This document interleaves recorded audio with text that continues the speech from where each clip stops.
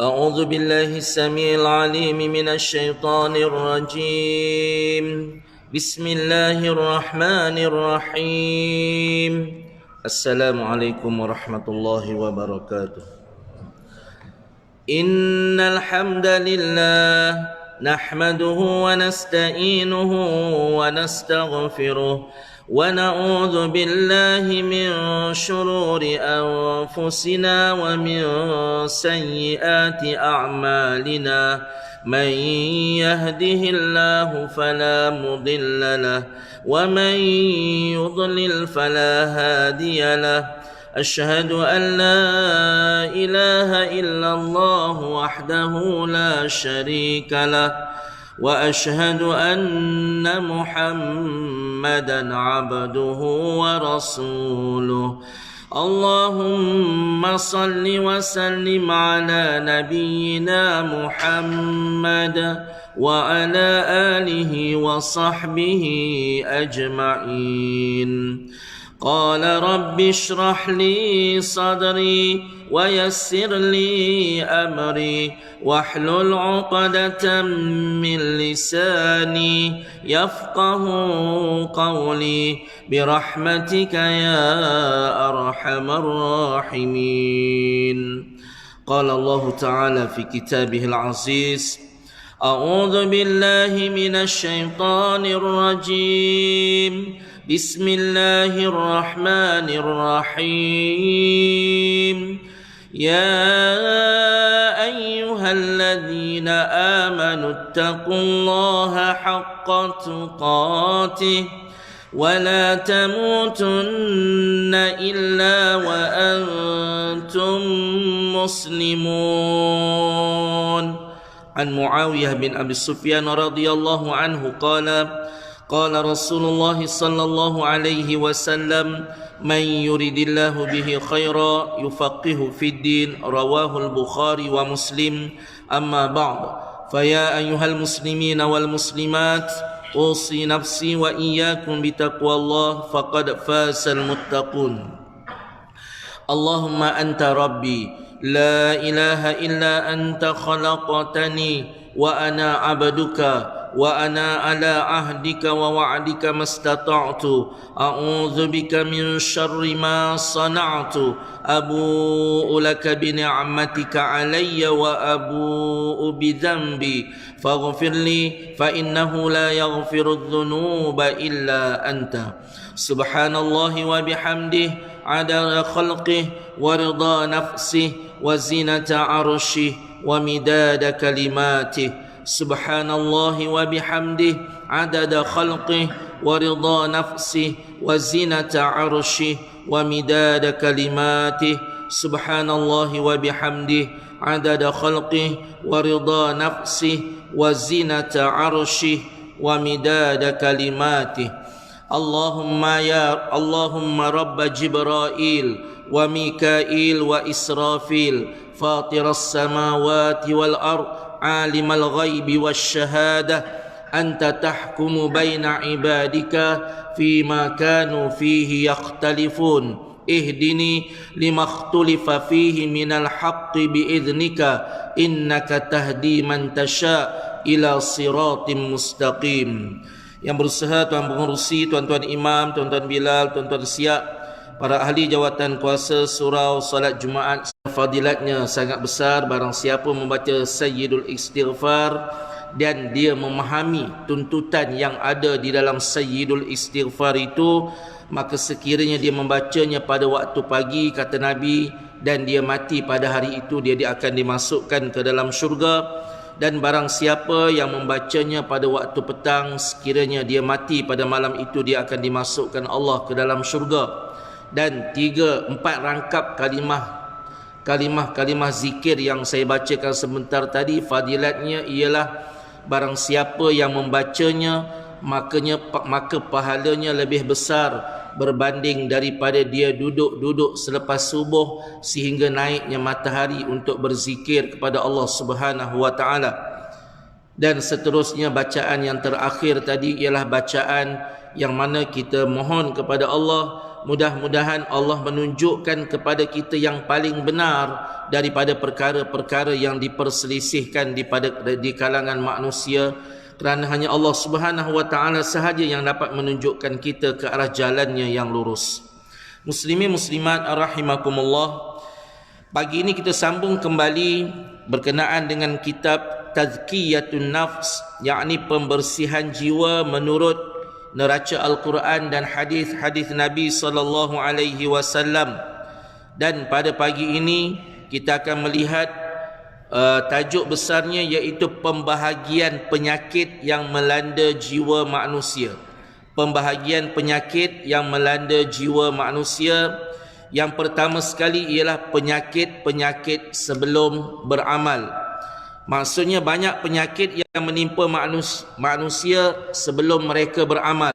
Yang dimaksudkan di sini ialah meliputi segala amalan yang disyariatkan dalam Islam, baik yang bersifat wajib maupun sunat, baik yang melibatkan lapangan ibadah, muamalah, kekeluargaan, politik, kehakiman, pengajaran, perguruan, penyelidikan, perubatan, kesihatan, nasihat dan tunjuk ajar, bimbingan, kaunseling, fatwa, penciptaan dan penerokaan sesuatu yang baru, keselamatan dalam bidang kepolisian, dalam bidang kepolisan ataupun ketenteraan dan lain-lain.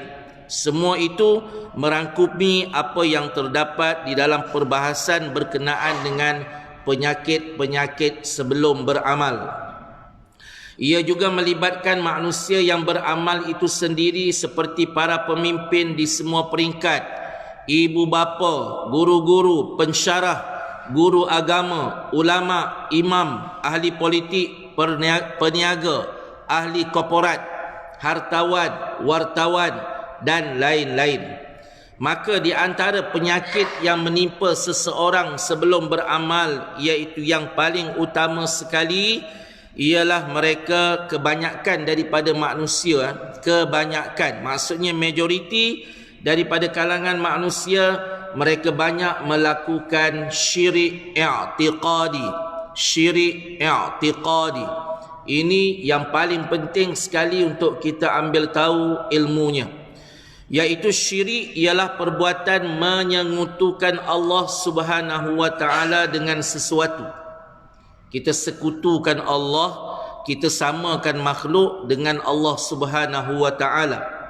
Dan ia terbahagi kepada dua bahagian, iaitu syirik besar yang mengeluarkan orang yang melakukannya daripada landasan Islam, murtad, kafir dia, kufur daripada jalan Allah Subhanahu wa taala.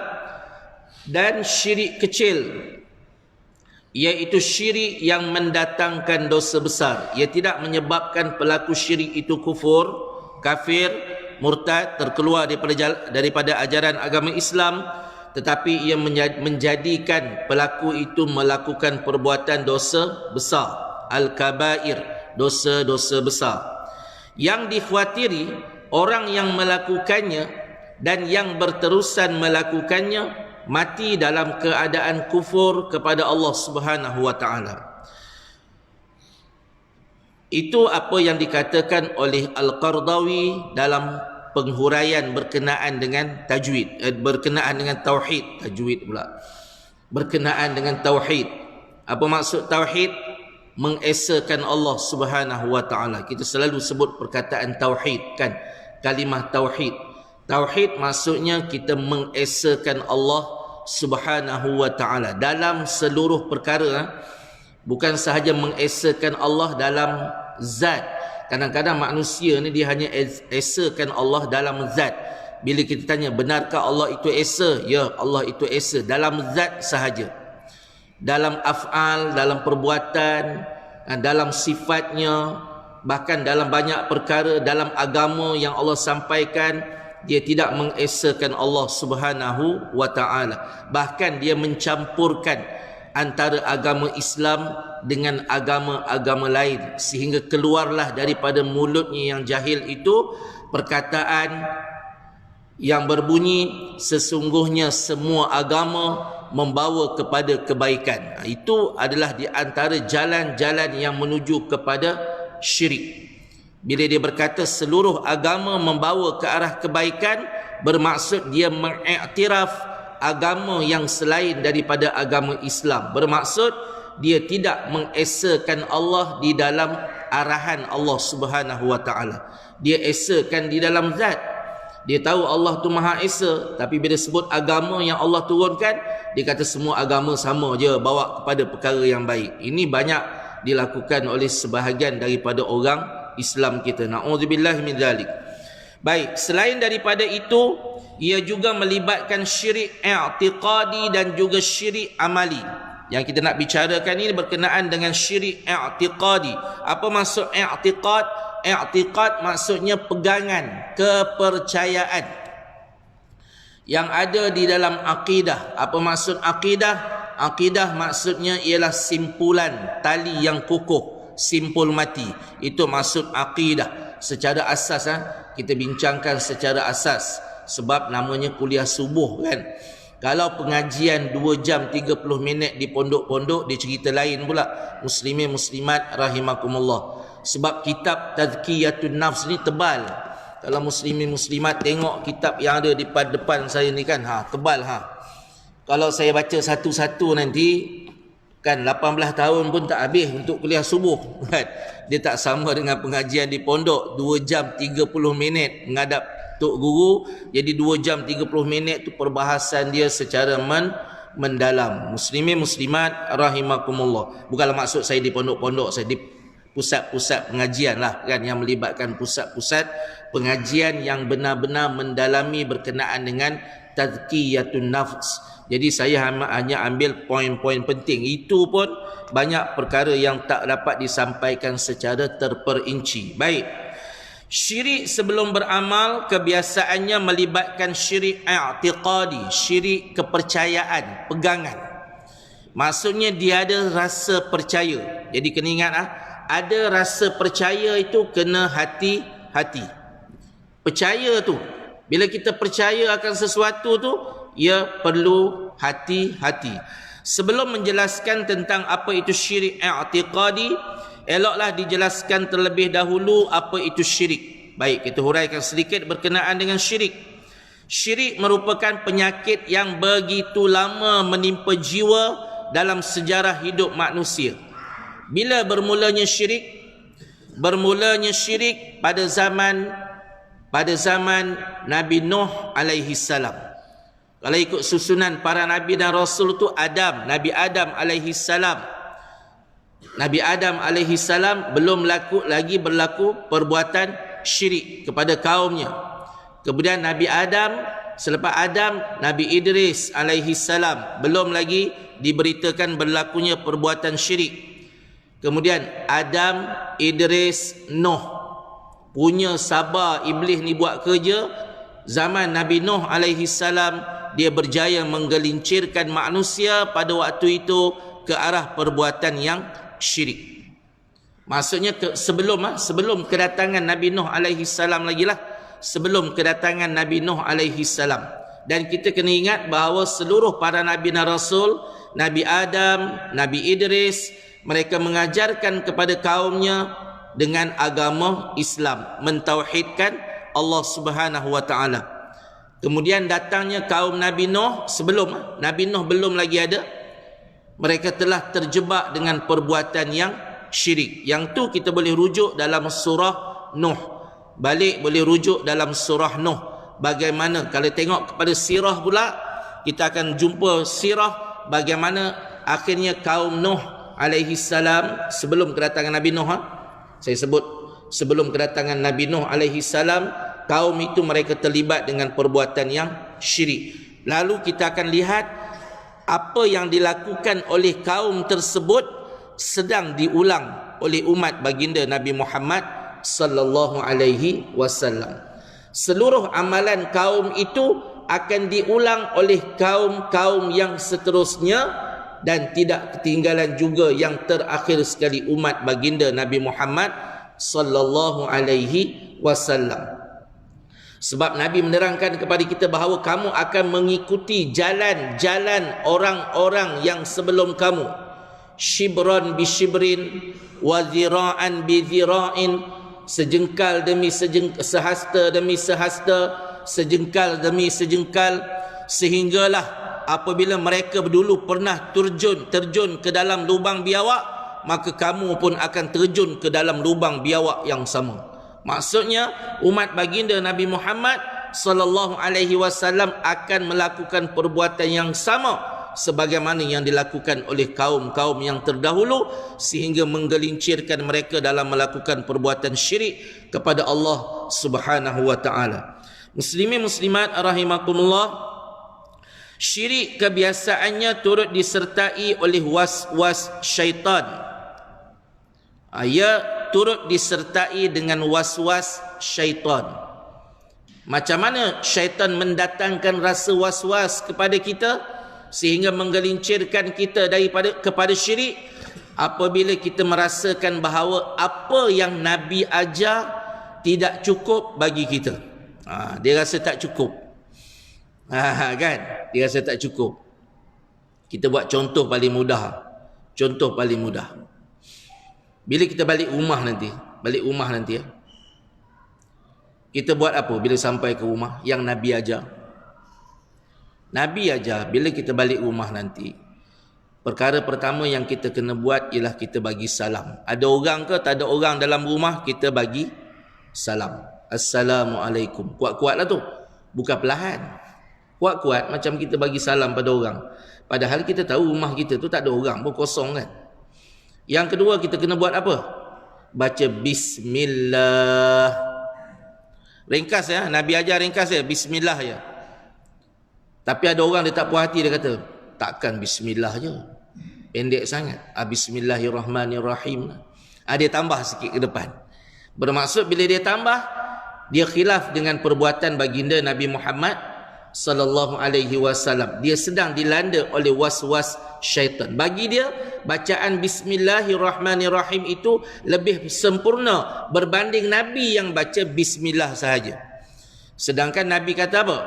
Di dalam hadis, fadilat apabila kita sebelum masuk rumah kita baca bismillah, maka Nabi kata syaitan yang ada di dalam rumah akan lari keluar.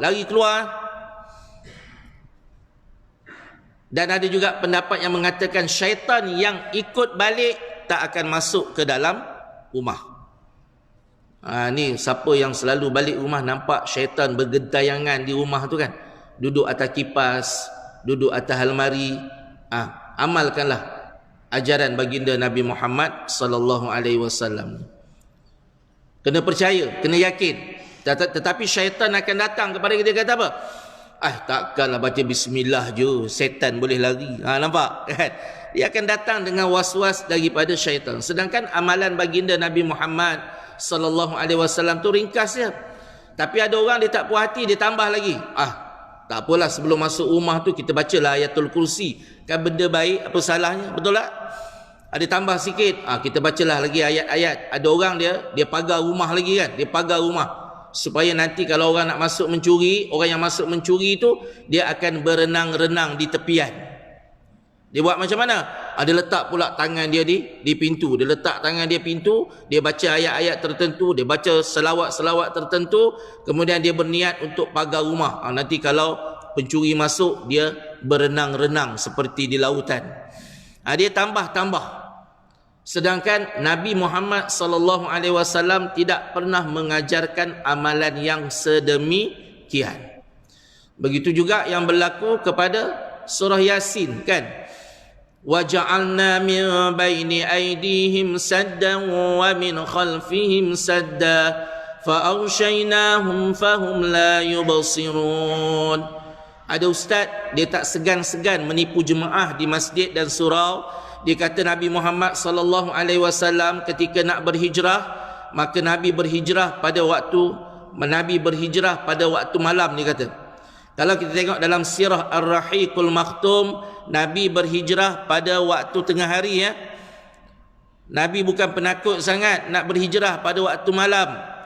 Kemudian rumah Nabi sallallahu alaihi wasallam kononnya telah telah dikelilingi oleh 40 orang pemuda-pemuda Quraisy yang hebat dalam ilmu persenjataan dan ilmu persilatan. 40 orang dah keliling dengan rumah Nabi. Maksudnya kalau tikus nak lari pun tak boleh. Lalu Nabi SAW dia kata ambil pasir dan membaca ayat wa ja'alna min baini aydihim sadda wa min khalfihim sadda fa aghshaynahum fahum la yubsirun, dan Nabi pun membalingnya ke arah tentera tersebut sehingga menyebabkan mereka mengantuk dan tertidur. Itu adalah penipuan yang sangat besar dalam sirah baginda Nabi Muhammad sallallahu alaihi wasallam. Ayat itu bukannya Allah turunkan untuk kita baca dan taburkan pasir ke arah musuh, bukan begitu. Kan ayat itu menceritakan tentang di dalam apa yang diceritakan Allah dalam surah Yasin itulah. Jadi kita kalau kita nak menghadapi musuh dan sebagainya, di antara ayat yang paling mudah yang kita diajar ialah kita membaca kalimah bismillah, betul tak? Kerana barang siapa yang melakukan sesuatu tanpa menyebut bismillah, maka apa yang dilakukannya itu akan sia-sia di sisi Allah Subhanahu wa taala, tidak mendapat ganjaran pahala. Mudah saja yang Nabi ajar, tapi dia rasa was-was. Dia bawa pula cerita palsu, dalam cerita tu palsu, dia bawa pula dalam rumah Allah yang mulia. Dia menipu atas nama Nabi Muhammad sallallahu alaihi wasallam, bahkan dia menipu atas nama Allah Subhanahu wa taala sehingga manusia percaya. Na'udzubillahi min dzalik. Lalu diambil ayat ni oleh orang-orang yang belajar silat, kononnya untuk mengelakkan diri daripada musuh. Ini adalah tipu daya syaitan yang sangat besar yang berlaku dalam kalangan masyarakat kita. Na'udzubillahi min dzalik. Sebab itu keutamaan dalam hidup ialah mempelajari, jangan sesekali kita melakukan perbuatan yang syirik kepada Allah Subhanahu wa taala. Muslimin muslimat rahimakumullah, bahkan syirik kebiasaannya juga sebagaimana ia disertai oleh was-was syaitan, dan dalam sejarah kehidupan manusia telah banyak menyelewengkan berbagai umat daripada landasan tauhid kepada penyembahan berhala dan pemujaan manusia. Itu apa yang berlakulah. Kan mula-mula dia kononnya menyembah Allah. Akhirnya dia buat patung. Dia kata patung ini adalah patung. Ini yang berlaku kepada kaum Nabi Nuh. Pada kaum Nabi Nuh sebelum kelahiran Nabi Nuh alaihi salam. Lalu mereka menyembah Allah. Kemudian orang yang alim daripada kalangan mereka yang mati, mereka buat dalam bentuk patung. Mula-mula patung tu kecil, simpan dalam laci. Kemudian lama-lama tak puas hati, kecil sangat, orang lain tak dapat tengok, kita ukir yang besar sikit, letak atas meja. Lama-lama berlalunya masa yang lama, sabar iblis buat kerja tu kan. Berlalu masa yang lama sehinggalah akhirnya patung itu sendiri disembah oleh mereka. Inilah jawapan bagi orang kafir apabila Nabi Muhammad sallallahu alaihi wasallam menyampaikan tauhid kepada mereka, hanya sembah Allah, jangan sembah yang lain daripada Allah. Mereka kata apa? Ma na'buduhum illa liyuqarribuna ila Allahi zulfa. Mereka kata kami tidak menyembah patung-patung ini, melainkan kami hanya menjadikan patung-patung ini sebagai wasilah untuk mendekatkan diri kami kepada Allah Subhanahu wa taala. Bila Nabi menyampaikan tauhid, tinggalkan tuhan-tuhan berhala-berhala yang banyak ni, kembali hanya kepada Allah. Mereka kata apa? Ini sesuatu yang sangat, inna hadza la syai'un ujab. Apakah kamu nak menyuruh kami wahai Muhammad menyembah Tuhan yang satu? Kami dah lama menyembah Tuhan yang pelbagai. Ada Tuhan angin, Tuhan api, Tuhan air. Masyarakat kita begitulah. Bila nak masuk hutan, dia akan minta tolong daripada Tuhan yang menjaga hutan. Tok nenek, cucu nak tumpang lalu. Bila nampak air, nak ambil air dalam hutan, Assalamualaikum wahai Nabi Assalamualaikum wahai Nabi Yunus, aku nak minta air sikit. Dia bagi salam kepada Nabi Yunus alaihi salam. Tak ada kena-mengena pun. Bila nak ambil makanan, dia bagi salamun ala Sulaiman fil alamin. Kan, wahai Nabi Sulaiman, aku nak ambil makanan dalam hutan ni nak makan. Sedangkan yang menetapkan penjagaan hutan, yang menguasai hutan belantara, laut, sungai dan sebagainya, itu hanyalah Allah Subhanahu wa ta'ala. Bukan nabi-nabi itu diturunkan untuk menjaga benda-benda atas muka bumi. Na'udzubillah min dzalik. Itu penipuan-penipuan yang berlaku kepada masyarakat. Ada tak caranya bila kita masuk hutan nak menghadapi sebagaimana diajarkan oleh baginda Nabi Muhammad sallallahu alaihi wasallam? Ada. A'udzu bikalimatillahi tammati min syarri ma khalaq. Tapi manusia tak nak belajar bab-bab macam ni. Dan dia suka belajar tetapi dia tidak mengambil daripada ajaran yang benar sebagaimana yang terdapat dalam Al-Quran dan hadis-hadis Nabi sallallahu alaihi wasallam. Sepatutnya dia mohon perlindungan kepada Allah daripada syaitan itu dengan membaca apa? Surah Al-Falaq, surah An-Nas. Bukan sahaja membacanya mendapat pahala, meyakini juga akan mendapatkan keredaan Allah untuk dirinya. Muslimin muslimat rahimakumullah. Yang ni kena jelas. Saya kena bagi tahu betul-betul. Sebab di Shah Alam ni memang ada ustaz yang menjual tangkal mangkal. Ustaz yang terkenal jual dalam Facebook tangkal kulit dubuk, tangkal kulit harimau bintang, tangkal kulit harimau belang. Ustaz ni saya cerita ni. Kalau pecacai tu orang angkat najis jual, orang tak beli. Tapi sebab ustaz yang ceramah di masjid, ceramah di surau jual, orang beli. Batu cincin, kan, tuan-tuan di belakang sana saya ada bawa batu cincin, harganya 10, dia tak panggil harga tuan-tuan, dia panggil apa bagi nampak cantik sikit. Allahu Akbar. Kalau kita jumpa bomo tu kita bagi apa? Pengeras. Pengerasnya tuan-tuan RM5. RM5 je. Dan saya cerita ni benda betul lah. Memang batu cincin tu dijual RM5 je. Pengerasnya RM5. Saya mengajar tafsir di situ dah bertahun mengajar tafsir. Beli juga.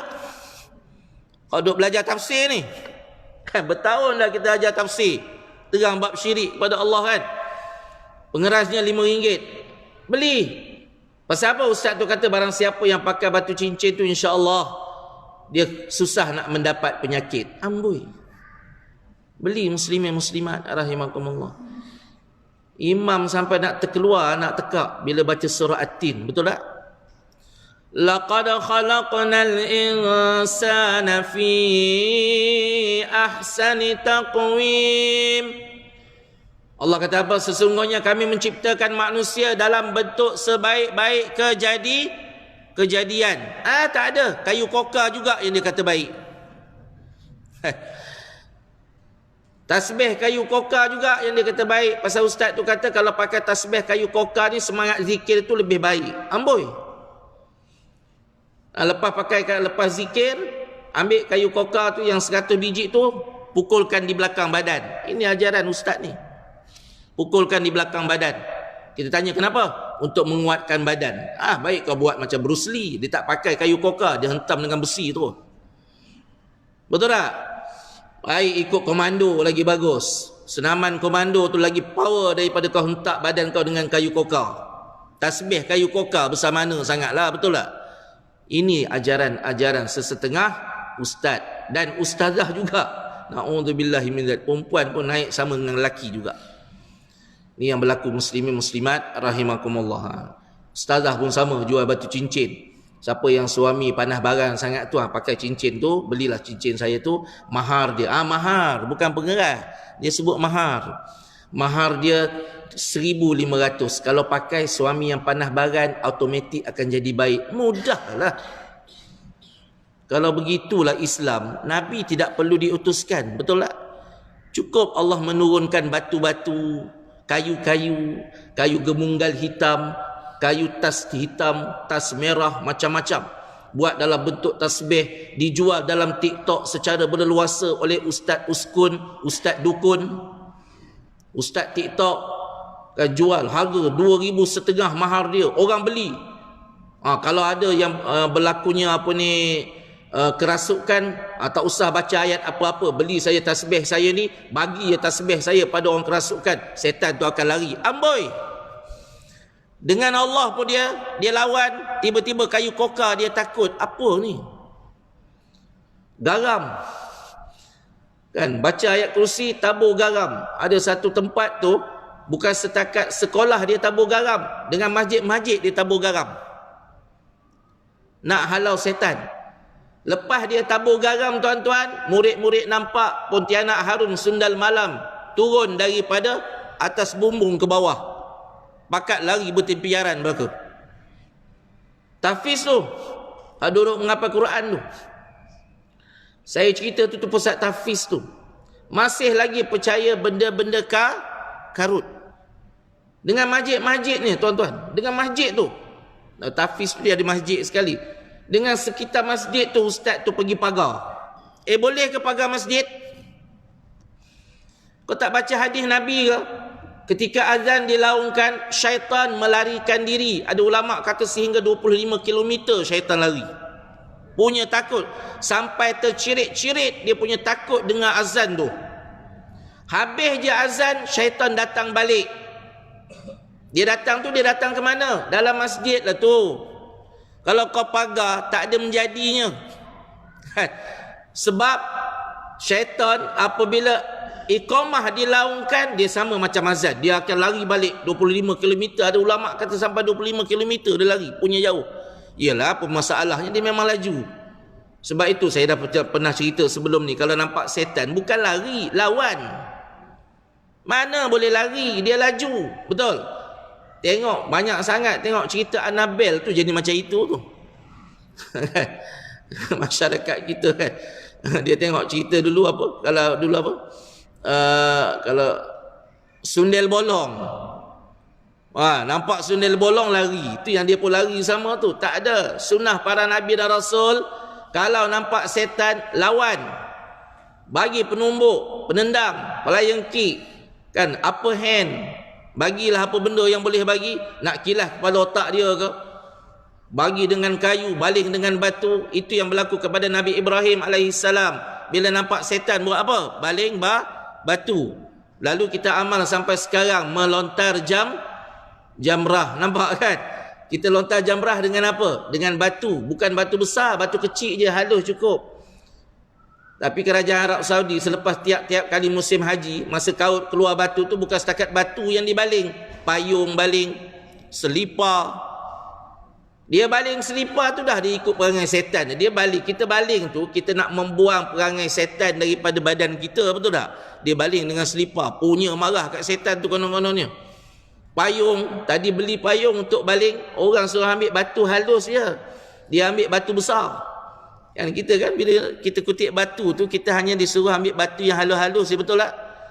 Sebab kalau ikut logik akal, tercedera ke setan dengan batu tu. Dengan selipar tu tak cedera, tetapi kita mengikut manasik haji. Itu ketentuan ibadah yang Allah ajar kepada kita. Bukan dengan batu itu setan boleh cedera, tetapi dengan keimanan Nabi Ibrahim AS itu yang menyebabkan syaitan lari. Itu yang diajar kepada kita, muslimin muslimat rahimakumullah.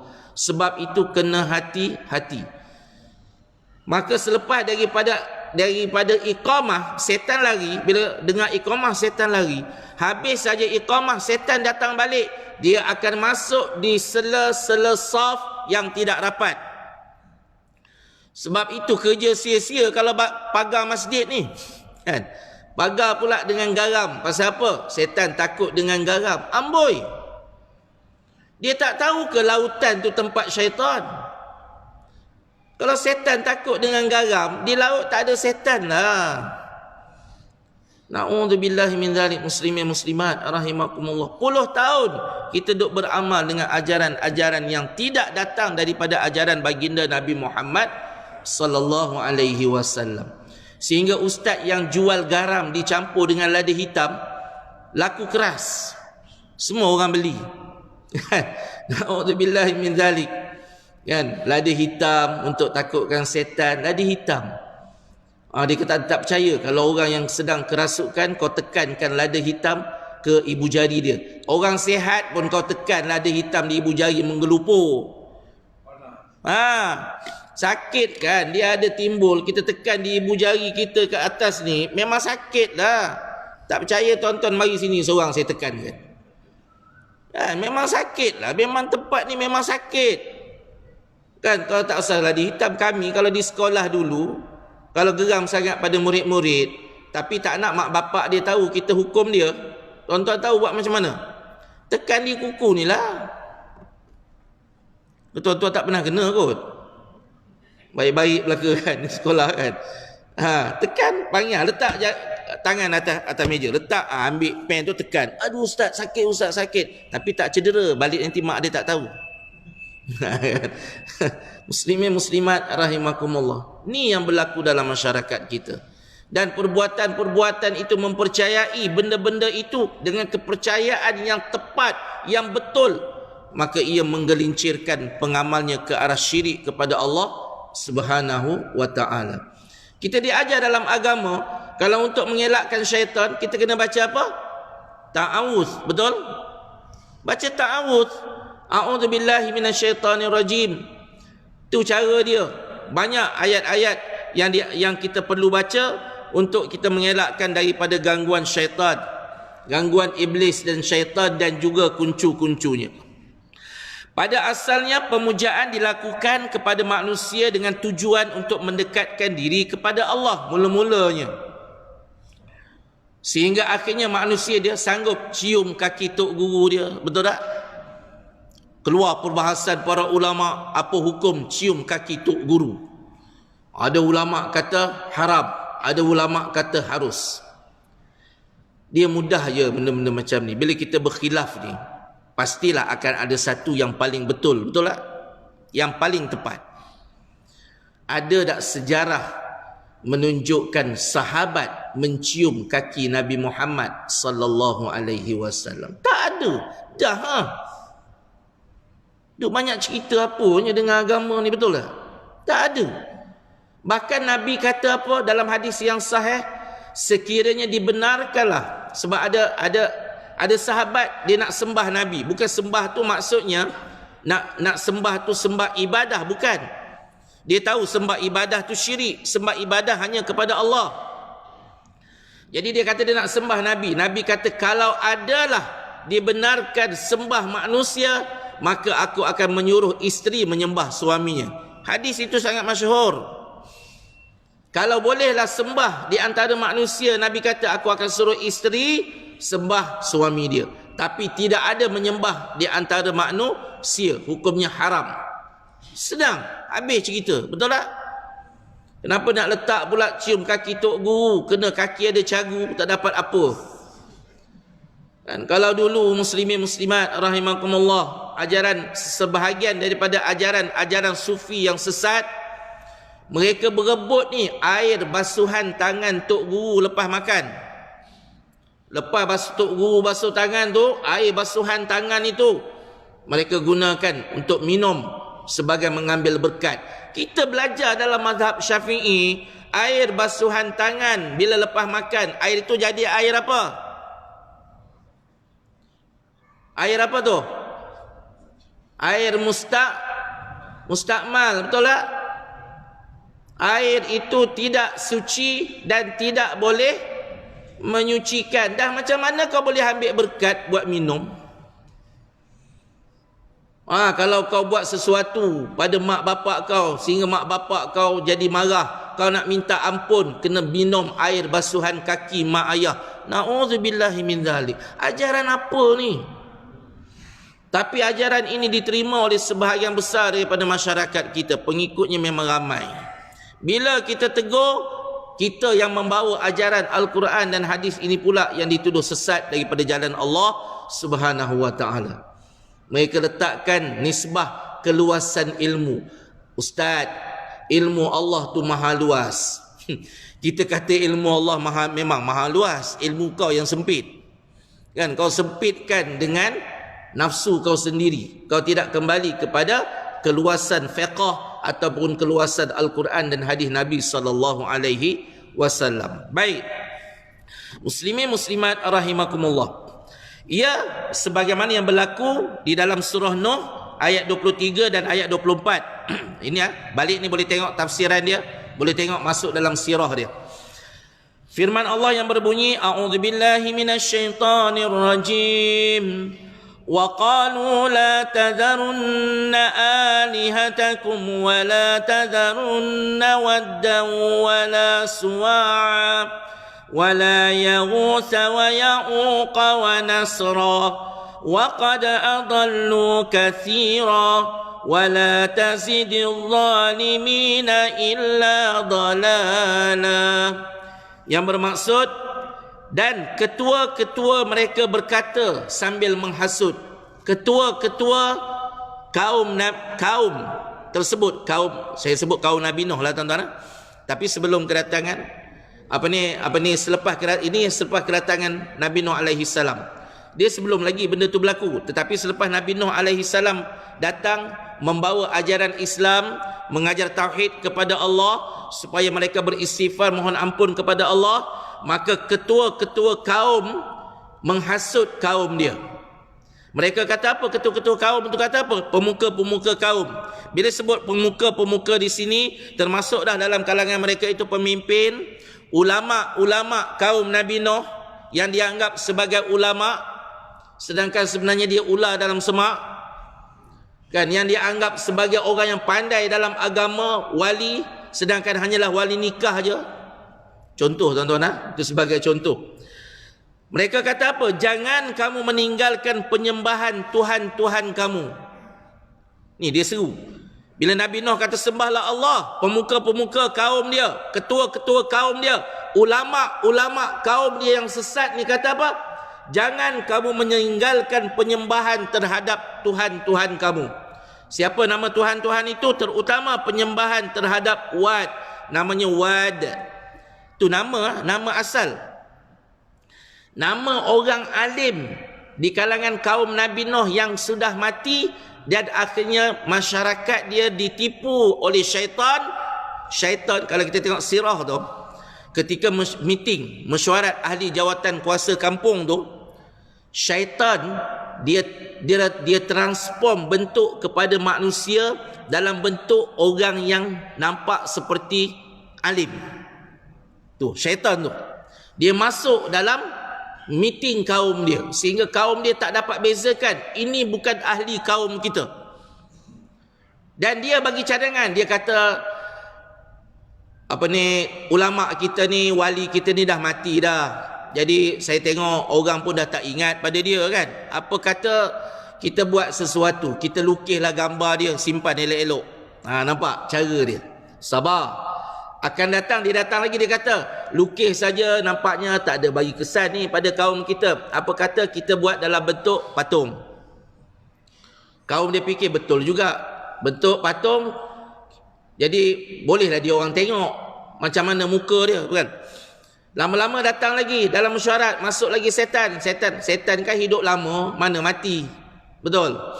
Datang lagi dia kata apa kata kita buat dalam patung yang besar sikit lah supaya orang boleh nampak. Mula simpan di rumah. Datang lagi, duk simpan di rumah saja tak jadi ni. Apa kata kita letak di tengah-tengah bandar kita supaya orang boleh tengok. Lama-lama dia kata tak boleh tengok dia letak tengah bandar saja tak boleh jadi ni, kita kena buat sesuatu. Bagi ancak, bagi semahan, bagi makanan, bagi oren, apple, apa benda semua yang ada lah, ayam panggang, apa benda semua, pulut kuning ke, pulut merah ke, apa benda.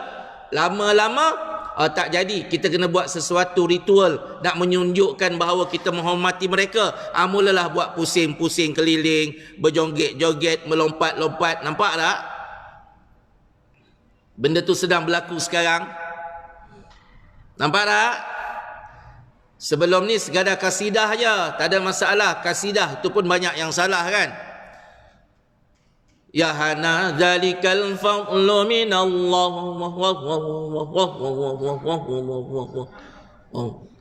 Orang apa? Orang buat tak tahu. Nama Allah tu sensitivity dah makin kurang, betul tak? Nama Allah tu akhirnya lelaki perempuan duduk begini kan, sallallahu. Kalau tengok di Indonesia, dia siap lagi dengan selawat dandut. Allahumma salli ala, sambil bertanduk tuan-tuan. Lelaki perempuan, dalam masjid ada, luar masjid pun ada. Betul tak sedang masuk di Malaysia? Ni, sebab itu pentingnya penghuraian berkenaan dengan syirik. Mula-mula kasidah saja tak ada masalah. Lama-lama kasidah diletakkan dengan ayat Al-Quran, dengan selawat-selawat Nabi, selawat pun dikasidahkan. Betul. Yang pendek dipanjangkan. Dalam hukum tajwid, yang pendek dipanjangkan haram, betul tak? Yang panjang dipendekkan haram, betul tak? Nama Muhammad dah jadi, tak jadi Muhammad dah. Muhammad. Nak sedap, nak ada burdah-burdah di hujung tu. Nama Allah pun dipanjang-panjangkan dah. Allah. Nampak? Sedangkan kita belajar dalam bab salat, memanjangkan kalimah A di depan, hukumnya haram. Kerana apa? Bila sebut Allah, adakah Allah? Tu maksud dia. Boleh pula tanya, adakah Allah? Tu dalam bahasa Arab, terjemahan dia. Bila A tu panjang, dia akan bermaksud adakah Allah? Kalau Allahu Akbar, Allah Maha Besar. Allahu Akbar, adakah Allah Maha Besar? Allahu Akbar, Allah, adakah dia Maha Besar? Allahu Akbar. Sedap bunyi, tapi maksud dia salah. Allah perutnya sebesar gendang. Nampak? Sikit demi sikit. Nabi dah kata tadi, shibran bi shibrin, wa zira'an wa bi zira'in. Sehinggalah mereka terjun ke dalam lubang dab, mereka sesat, kamu pun ikut sesat sama macam mereka. Na'udzubillah min dzalik. Sebab itu bab syirik kena ajar anak betul-betul. Tahun 6 saya mengajar di Sekolah Kebangsaan Padang Jawa. Silibus tahun 6 dalam bab akidah, ibu-ibu balik rujuk tahun 6 dalam bab akidah. Tajuk besar dia khurafat. Khurafat. Tahun 6 punya silibus, anak kita dah belajar. Kita dulu pun dah belajar. Antara perkara-perkara khurafat ialah percaya kepada sesuatu yang boleh memberikan kesan baik dan buruk. Contohnya keris. Kalau dulu saya pergi stesen LRT Putra, naik tangga tu ada orang jual barang kan? Ada orang jual, dia jual camel skin for good luck, dia tulis. Kulit unta untuk nasib yang baik. Orang Islam kita beli. Sesat barat sama macam tu sekali. Tu belum cerita yang balik daripada umrah dengan haji lagi tu, beli kelambu Kaabah sebesar tapak tangan ni, 150 rial. Pasal apa? Pasal mutawif yang tak ada ilmu tentang syirik tu cerita, siapa-siapa yang ada kelambu Kaabah ni simpan di rumah, kalau dia berniaga, perniagaannya akan untung. Paling teruk sekali, kalau saya sebut nama ustaz, tuan-tuan, tak ada seorang pun tak kenal. Memang terkenal di Shah Alam ni. Tapi tak apalah saya tak sebut. Saya tak nak timbulkan kontroversi. Nak tahu lepas ni, ketika minum, ada minum. Tuan-tuan mesti kenal ustaz tu. Dia mengajar di masjid besar lagi. Dia buat dakwaan. Ada satu kitab, nama kitab itu Al-Barakat Al-Makkiyah. Dalam kitab itu disenaraikan selawat-selawat Nabi. Selawat-selawat Nabi yang tak syar'i lah, yang memang tidak ada dalam selawat lah, ya? Yang bukan datang daripada hadis yang sahih. Dia kata barang siapa meletakkan kitab ini di rumahnya, kalau dia berniaga, dia letak kitab tu di tempat perniagaan dia, maka setiap hari keuntungannya akan bertambah. Boleh mengajar di masjid pula tu. Duk mengajar ajaran sesat macam ni. Tuan-tuan, tak usah lah masuk TikTok promosi barang apa, tak usah. Letak je kitab tu. Kalau letak di rumah, tidak akan berlaku kebakaran. Tidak akan berlaku banjir. Dia terlupa ke di Kelantan tu punya ramai rumah yang ada kitab tu. Dia terlupa di Shah Alam tu punya ramai orang yang ada kitab-kitab tu. Boleh banjir juga. Kalau letak dalam kereta, kereta tidak akan dicuri. Tengok macam mana. Siapa yang beli Waisuku tu, belilah kitab ni, letak dalam raga motor dia. Sebab Waisuku kan motor panas. Na'udzubillahi min dzalik. Kitab tu, Al-Barakat Al-Makkiyah tu, letak kitab tu saja, perniagaan akan bertambah untung setiap hari. Kalau hari ni 500, esok dia kata 1000. Dia kata, bukan saya kata. Muslimin muslimat rahimakumullah. Na'udzubillahi min dzalik. Tapi begitulah tuan-tuan. Saya hanyalah watak kecil dalam pendakwah di negeri Selangor. Saya bukan watak besar. Tak ada orang yang mengenali saya. Dan sesungguhnya kesyirikan itu datang daripada kebodohan dan kejahilan manusia.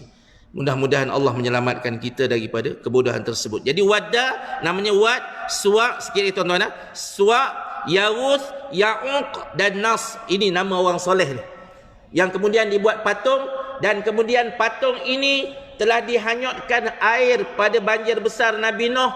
Muslimin muslimat tahu di mana dihanyutkan? Dihanyutkan di padang Arafah dan terkubur di bawah tanah padang Arafah. Sehinggalah ketika zaman Nabi Muhammad, bayangkan, zaman Nabi Nuh, zaman Nabi Muhammad, sebelum kelahiran baginda Nabi Muhammad sallallahu alaihi wasallam, sebab adalah Nabi Ibrahim kan. Masyarakat musyrikin Quraisy ini sepatutnya mereka mengikut agama Nabi Ibrahim alaihi salam, tapi dia dah mula sesat. Sehinggalah pemuka dia Amru bin Luhai, baca dalam sirah, Amru bin Luhai, dia satu malam Amru bin Luhai ni dianggap sebagai ulama, tok wali, ketua kampung, ketua negara oleh kaum musyrikin Quraisy. Mereka sangat menghormati dia. Satu malam dia mimpi, Iblis datang dalam mimpi. Iblis kata, wahai Amru, kau pergi gali di padang Arafah sana, ada 5 patung yang menjadi sembahan kaum Nabi Nuh dulu, kau letakkan di Kaabah. Maka di Kaabah itu, di antara patung besar-besar yang ada pada ketika itu, termasuklah Wad, Suwa, Yaguth, Ya'uq dan Nas. Ada 5 tu. Tuan-tuan, cerita dia sangat panjang, betul tak? Cerita dia, bayangkan daripada zaman Nabi Nuh, patung itu sehinggalah kena banjir besar Nabi Nuh, rupa-rupanya duduk di bawah padang Arafah. Ambil, letak balik di sekitar Kaabah, disembah balik oleh kaum musyrikin Quraisy, termasuklah berhala apa tu? Lata dan Uzza yang diambil daripada Syam. Bayangkan. Sebab itu syirik sangat kena hati-hati. Yang tahun 6 tadi tu, kalau tengok buku dia punya silabus dia, membuang ancak. Yang tadi tu saya kata, menganggap sesuatu benda tu ada keberkatan, kehebatan, kan? Batu cincin dan sebagainya. Kemudian kalau kita tengok yang sebahagian situ, dia terangkan berkenaan dengan khurafat-khurafat yang boleh menjadikan manusia terjebak dengan perkara-perkara yang syirik kepada Allah Subhanahu wa taala. Na'udzubillahi min dzalik.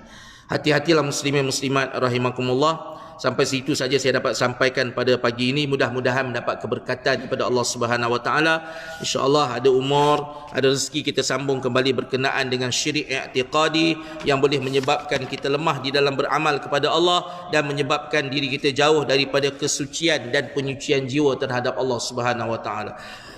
Yang baik datang daripada Allah, mudah-mudahan kita sentiasa dilorongkan dan dipimpin ke arah kebaikan. Bismillahirrahmanirrahim. Fafahamnaha Sulaiman wa kullan ataina hukman wa ilma wa sakharna ma'a Daud al-jibal yusabbihna wat-tayr wa kunna fa'ilin. Ya Allah, Engkau permudahkanlah bagi kami akan segala urusan keduniaan kami yang dapat mendekatkan diri kami kepadamu ya Allah, dan yang dapat memudahkan kami untuk mencari dan menerima rezekimu yang halal dan Engkau berkati.